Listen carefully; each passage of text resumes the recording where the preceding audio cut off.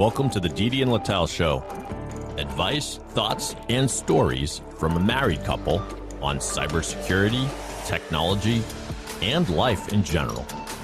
Now here are your hosts, Didi and Lital. Hello and welcome to the Didi and Lital Show. Hi Didi, how's it going? Everything is awesome. I'm in our new place and I'm echoing. You have a tendency to repeat your jokes. Well, Did somebody tell you that? Yeah, well, somebody will see this at another point in time. It's like the joke I told Omri. The joke is old, but Omri is new. True.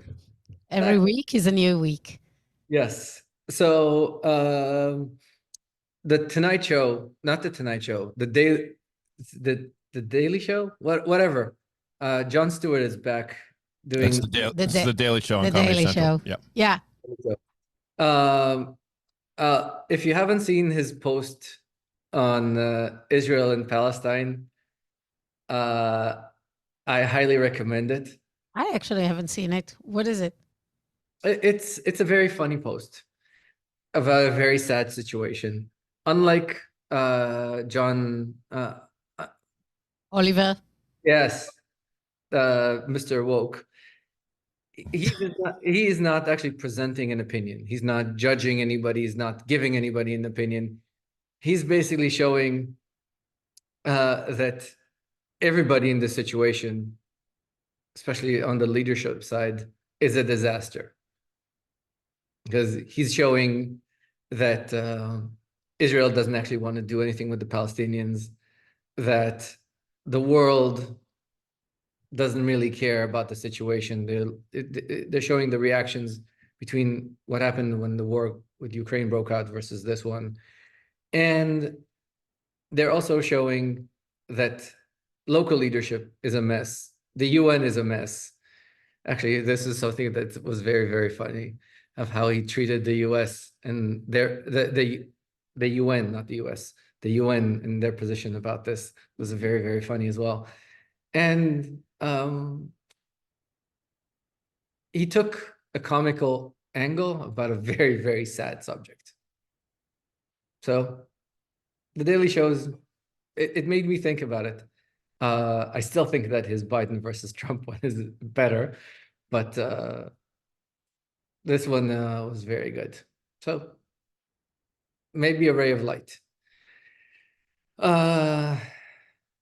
Deepfakes. Deepfakes. We want to discuss this today.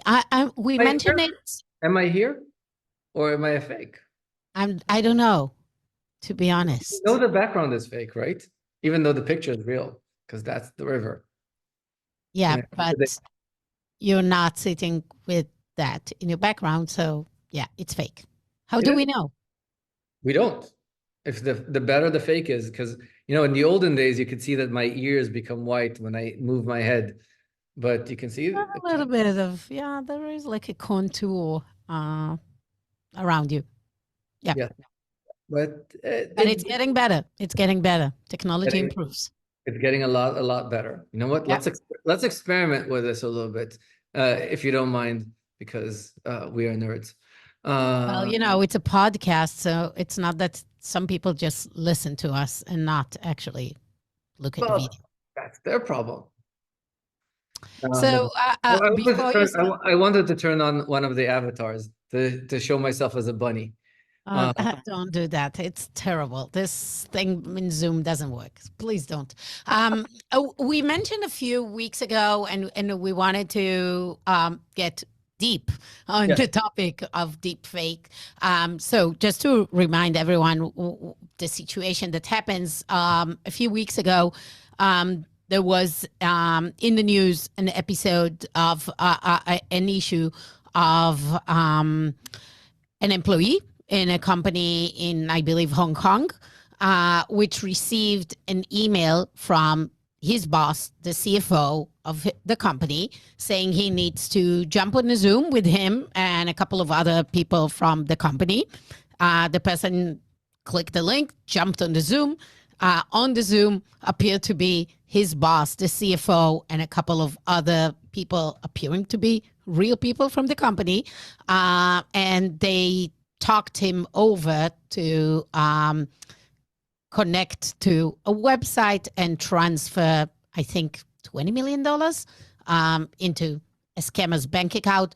After this was investigated, it was a realization that it was all deep fake, done very well by this group of scammers. There was they just basically completely faked the CFO, the other two employees, made it look real, and the person was completely duped. This is not a new thing. Those kind of scams happened all over. I think here in Cambridge, there was like a large company a few years ago that one of the employees wired millions of dollars to scammers in a similar scam, but it was just an email or a phone scam. It wasn't a Zoom and deep fake. Deep fake takes this old scamming concept and just take it to the next level, like the way of being able to see that this is a scam. Maybe now the Nigerian prince would actually appear as a real Nigerian prince. But we wanted to bring this topic of deep fake, how this evolution of technology is going to be a risk. And I think, Didi, you have a lot of thoughts of how we can help people realize when something is deep fake and not a real person, and how can we use authentication technology, identity to actually save us from this crap, because it's terrible. Being duped is the most terrible thing. So actually, this is something that I was thinking about it today when I was doing my morning run, because I said, what am I going to talk about this? Because Dimitri always makes fun of us that we wing it and never prepare. So I said to myself, let's do the homework. Let's prepare. And impersonation. So you ran and prepared. That's your definition of preparation. That's better than your preparation. How much thought did you give to this before the call? Hours. Really? Hours. Yes. Of course. Are you serious? Of course. I'm always serious. You're never serious. You're never serious and you never prepare. You know what's marketing. Yes. You always say it. Yes, exactly. Didi used to claim that when the kids asked, what does mommy do for a living? What did Didi say? That you lie for a living. That you lie for a living. So I'm damn good at it. Yes, you are. Yes, you are. I was thinking about it, that actually I was giving this a lot more thought than just during the morning run. I was giving it a lot of thought over a long period of time, that the problem of impersonation has been around for a very, very long time. If you remember, kings of the olden days had these seals, because nobody actually ever saw them. Cain and Abel, right? No, Cain and Abel was not impersonation. No, Esau Jacob and Esau. Jacob and Esau. Sorry, mixed the biblical story. That's the first impersonation. That is the first recorded impersonation. Yes. One brother pretending to be the other brother when the dad is blind, for those that don't read the Bible like we're forced to do in grade school. And he puts the fake hands and he says, the arms are the arms of Esau, but the voice is the voice of Jacob. And this has been very prominent in every culture. I impersonate to be somebody else. And people put things in place. There's actually a security tool called Shibboleth that comes back from the ancient impersonation prevention system. It's very similar to the passwords that the US used in World War II of saying thunder and lightning, because Germans can't say thunder. Shibboleth is because the tribe of Benjamin couldn't say Shibboleth, Shibboleth. They couldn't say it. They had a lisp. So because of that, people put things in place to identify. Kings had seals to show that they were who they were. They had ringlets and the signage to say that, because People didn't travel, like we mentioned in our IoT podcast. People didn't travel. People didn't know how people look like. You needed some form of attestation to know that the person is the person. It's the same like money bills had like those ways to identify that Exactly. it's a real dollar. Yeah. Understanding that something, and counterfeiting, very much like counterfeiting money, as you mentioned, has been around for forever. Forever. And what we forget as we move to newer technologies, we forget to use the old systems. So people used to defraud banks all the time by calling the bank, yelling really hard and pretending that they're somebody else. And the banks eventually went into an authentication method. I don't care. I speak to you on a daily basis. So think of our really nice, really, really lovely lady from Citizens. She knows us. She sat with us a million times. But when we Still, we want need to authenticate when we need to bring in we something we access. have, or put in our PIN, or do something. She's seen us a million times, but we still need to pull in the ATM card, run it through to attest that we are who we are. And the banks put a lot of these mechanisms in place to prevent fake. And when I needed to do a wire transfer when we got the house, there was a very strict authentication process. Even though everybody knows everybody, the signatures, there was an authentication process. And it required the government ID and things like that, which I personally love. There's also, what I liked about the process is also an authentication of the target, that our lawyer buddy had to give us a code to know that we're sending to the right place. So we knew that we're sending to the right place. We knew that we were, and these processes have been put in place. So you're saying now that we are in this world of fakes, nothing's new. Maybe it just looks like a better fake, but we've been with this problem forever. So are you saying let's use the same methodologies we use for prevention, identification of fakes in the past? Now let's apply them to deepfake. Yes, and also our controls right now are a lot better, actually. They're a lot better. I'll give you an example. Right now, the machine that I'm working on and giving you the visualization has a fingerprint reader. It has a camera that has built-in real facial recognition, not BS facial recognition. The deepfake Biometrics, real biometrics. real biometrics that measure UV light, IR light. They measure a whole bunch of these elements. The facial recognition might be more challenging, but the fingerprint reader is pretty solid. And how about we start implementing those into our processes? For example, I'm actually gonna give kudos to Cisco. They're very effective at making sure that WebEx and Duo work together. That I can use Duo to authenticate when I'm in WebEx. And I can give a real attestation that I'm a verified person when I go on a call. So how will it verify that it's you and not the fake Didi? The same way that I authenticate to everything else. I click on my password, do my MFA. Okay. And how do I, Lital, know? Is it that I know that because you're using WebEx at the moment, that means you went through? There's the sign that says that you're a verified person. Okay.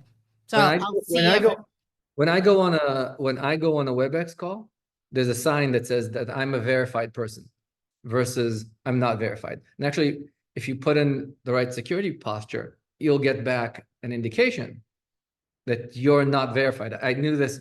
It was very interesting. I saw this the first time because all the internal calls that we have, Cisco, everybody's verified. So you don't get these alerts. But when we have calls with partners, suddenly a whole bunch of people show up as unverified. And if you don't verify your email address, there's like variations of level of trust that we have with you.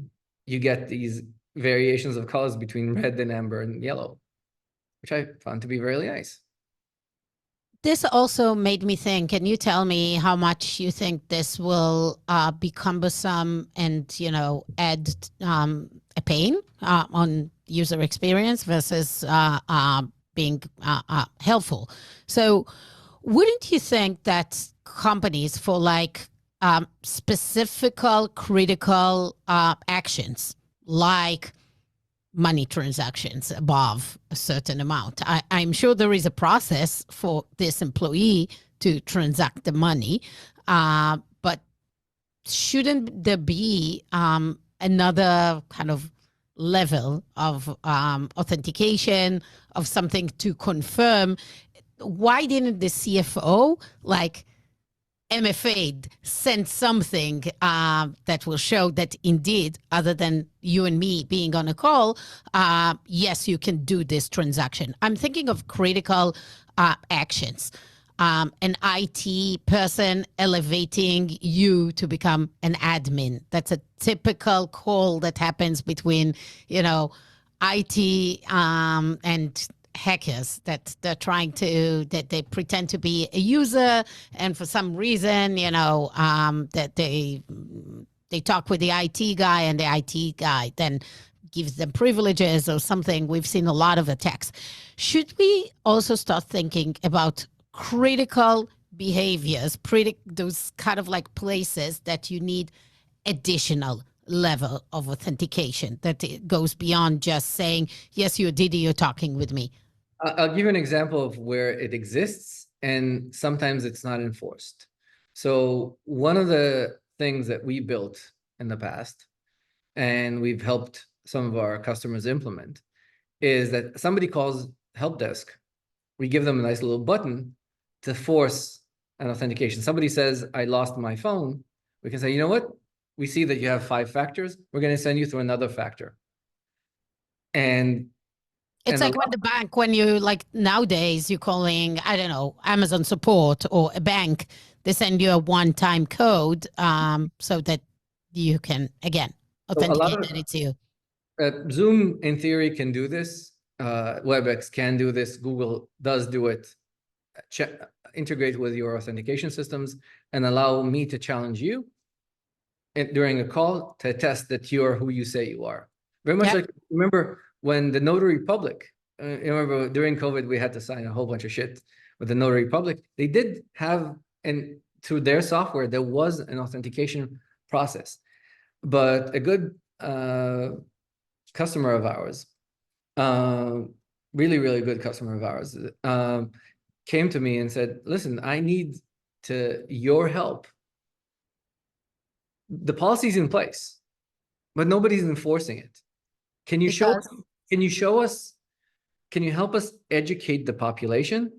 Yeah. Is it because people are not educated and that's another level of friction into, it takes another few minutes in the IT call. They don't want to do it. It's the not caring a lot of time, because a lot of times there's policy, but it's not enforced. And this is where policy enforcement is as important as policy placement. If you remember, my mom always says that law that is not enforced is basically useless and shouldn't exist. It's worse. It makes you not value the laws in general. Yeah. But and because if the policy is not enforced, if people put the policies in place and enforce the policies, then it doesn't matter if I know you or don't know you. Because in terms of deep fakeness, deep fake will become better. The fact, by the way, that it's not used more, I find it baffling. It will. It just, I think it still takes resources. But once it's super easy, yes, it will. It's not. So I saw an Israeli startup, which I don't know why we're not using it more. That basically allows call centers to make people sound like the natural person that you're talking to. Yeah, we talked about it, that the deep fake will take my zone. Vulnerabilities. Yeah. Vulnerabilities. I already said it. We'll skin our voice. But skinning the voice, skinning the face, these things I mean, there are tons of scams that, it's like a kid will get a call from a parent telling them to wire money. It's already happening everywhere. But like you said, this is when you talk about deep fakeness. This is where we need to do the Reagan thing. Producer David probably remembers this. Remember what Reagan used to say? Trust but verify. Trust but verify. I was going to say it, I swear. Trust but verify. Yeah. I was just a little late getting my headphones on. So I'm telling the kids, Trust but verify. First, say something in Hebrew. If you think somebody is calling you and it's my cell phone, like test it. Try Hebrew. Also, say, let me call you back in a sec. Yeah. And we tested knowledge-based questions. Knowledge-based question is becoming more and more problematic because everybody knows everybody. Everything is on social media. You can easily find Google, AI, everything is indexed. Yeah, but luckily enough, we always have our own questions to ask, because there's also what is called the how you answer. It's not what you answer, it's how you answer.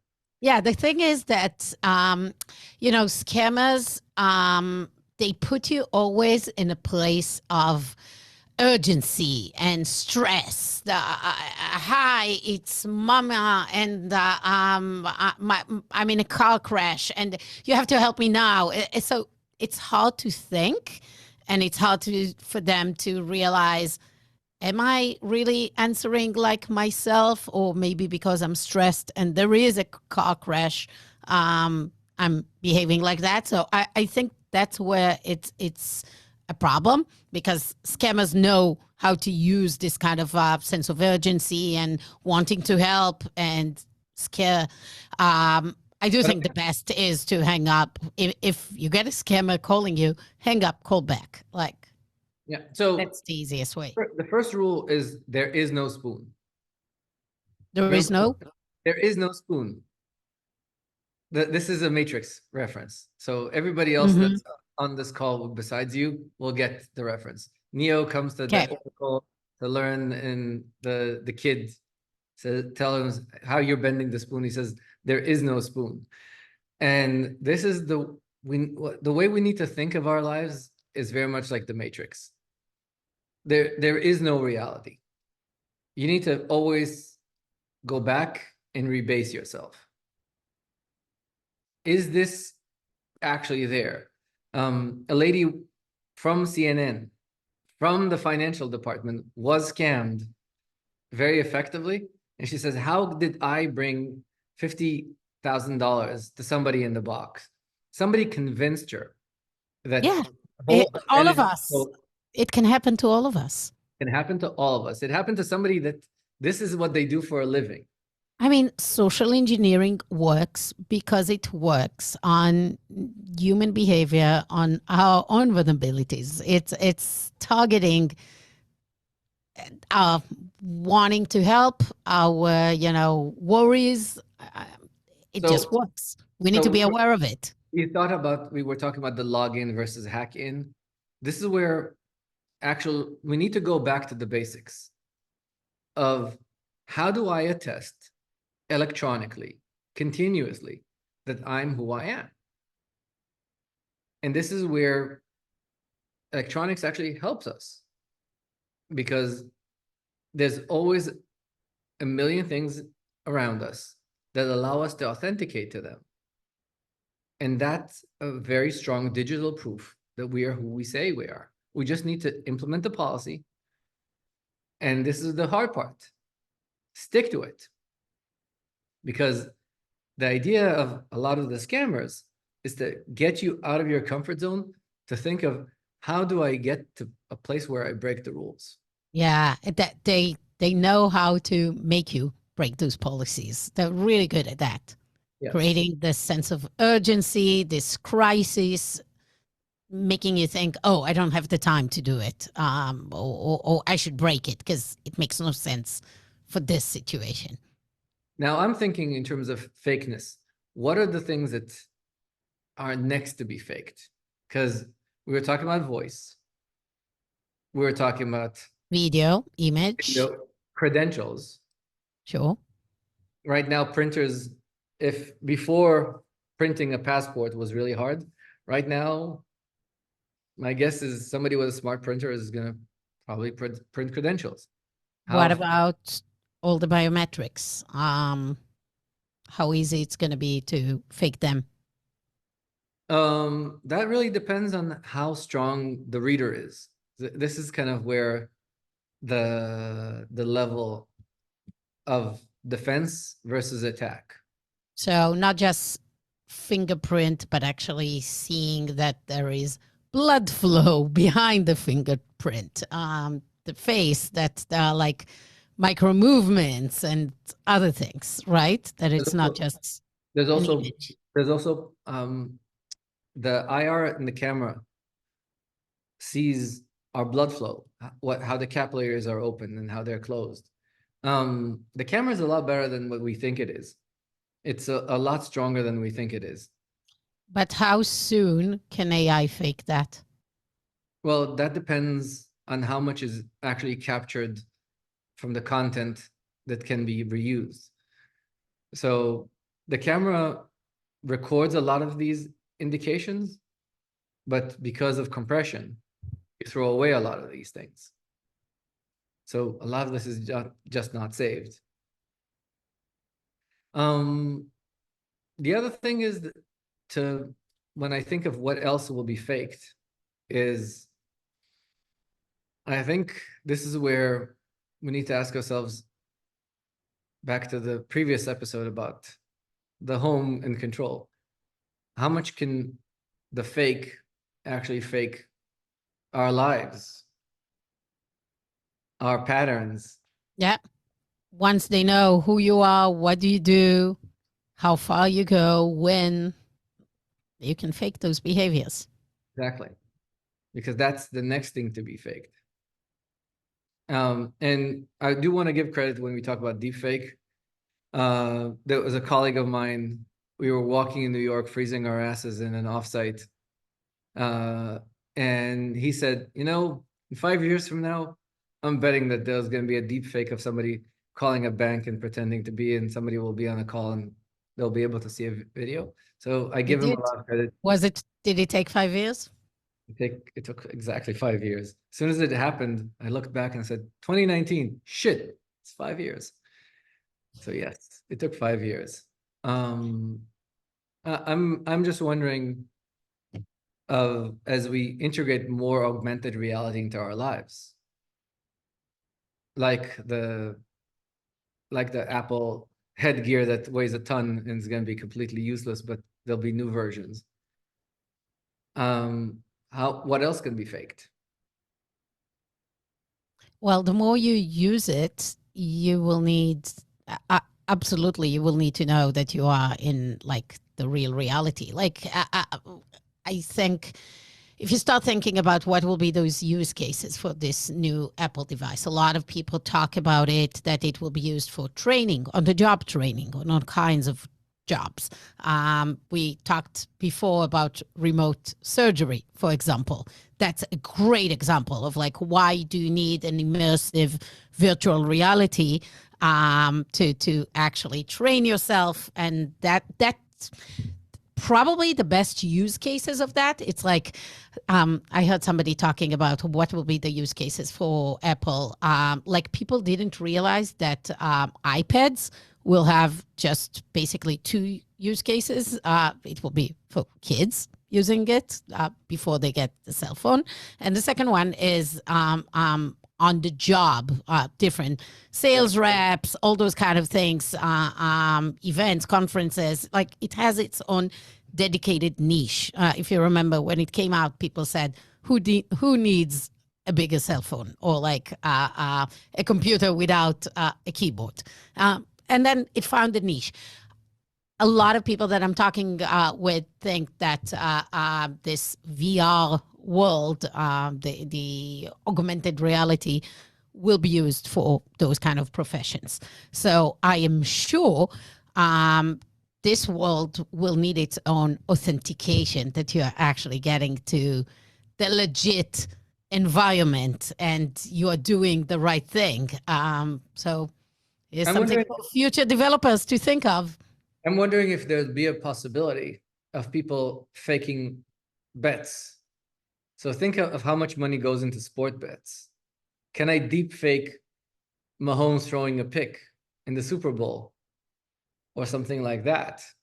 And Stealing.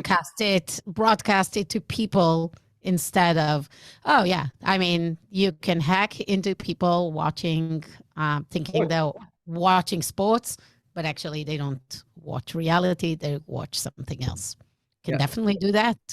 Yep. That's there you go. Madden is looking very, very realistic these days. So maybe that's the next big deep fake. Scamming sports betting, because sports betting is a big, big business. It is. And people will make a lot of money. Yes. I mean, why wouldn't you then fake stocks plummeting and create, So different that's shorts market? Once you get into that, maybe more difficult to fake that, more regulated. It's more regulated and more governed. Yeah. I don't think anybody's securing the feeds from Nesson. I doubt it.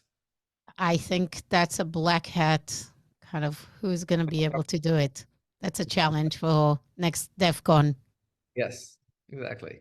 That would be fun to see somebody doing it. Yes. And the other one is, I think you need to think of impacting society, thinking of a bigger scale. So, well, everybody talks already about election interference because of deep fake. That's not a new thing. That's top of the news. We're having, I think, 70% of the world is going through election this year. So deep fake with, faking a politician talking, faking events and making people believe that things are happening. This is already a real thing. That's a problem of the social media platforms to prove that a video is not a deep fake and be able to debunk all those things. This is a real worry because of the situation we're in this year. All the big democracies of this world are voting in 2024, including US, India, and a few others, and maybe even Israel if things goes well. Can producer Dave ask one question? Would either one of you have a problem if a deep fake movie was movie starring Robin Williams was released like next year using his likeness and his voice and everything? That's a good question. What do you think, Didi? I would love for something like this to happen. Unfortunately, so far all the things sucked. If you remember when they were trying to do Princess Leia in the Star Wars things and the prequels, it looked like shit. Yeah, the quality is bad. It's getting better though. And it is. I don't know if you've seen the new Indiana Jones movie, which was only okay, but the shots of a young Harrison Ford were, I thought, pretty impeccable. So it's coming. I think it's coming for sure. That one was easier to do with the younger Harrison Ford because you have so much. You have so much footage of him. And you have the original. You have the real Harrison Ford to do the scene, and then you lay over the. I got that. That's a good point. It's the same with music. You have now dead artists with songs coming out. Yeah. Mm-hmm. So I think there are issues with IP. Like, are we okay with using a dead person to create new? Who owns the rights for this music? Right, and that's what the strike was about, I guess, a lot. So that's that's a whole thing. But I think there's a place for it. I think something will happen. There's an audience for it. Yeah, right? Something People will happen. Interested. I think within the next few years, if they do like a so-called cameo appearance by Robin Williams in a movie, if it's done tastefully and nicely, helps us remember him well. I agree. Yeah. Same with the song. Why wouldn't you use an artist if it brings back great music and memories? But I think the problem is quality, and people will some object. But it's a great new world. AI and deepfake brings a lot of new options. And by the way, speaking of cameos of dead artists, if you remember I think it was Nat King Cole with his daughter. I was just gonna say that, yeah. and that was years ago. That was years ago. Yeah. Was it also Frank Sinatra or with Nancy no, Sinatra? There was maybe. something like that, no? Frank Sinatra, I don't remember. Nat King Cole Nat was. King Cole for sure. Unforgettable. Yeah. The name of the song was Unforgettable. Yeah. Yeah. So it already happened. Well, cool. I think if takeaway message, I think for everyone on the call, and Didi, you will agree or disagree, review your policies right now and maybe enforce them, because this is coming, this is happening. And yes, people are more vulnerable because of how persuasive this tech is. The deepfake is It's, as we said, digital authentication is everywhere. Use it. it's going to be helpful. Build it into your software. Build it into help desk. Build it into Zoom meetings. Make sure that you have a solution. And by the way, if Zoom doesn't do this, switch to WebEx. Maybe my stock will look a little bit better. Okay. We don't need to sell WebEx. It's fine. But I do want to say, use this as a way to enforce your policy. If until now it was, oh, it's painful. Oh, don't worry.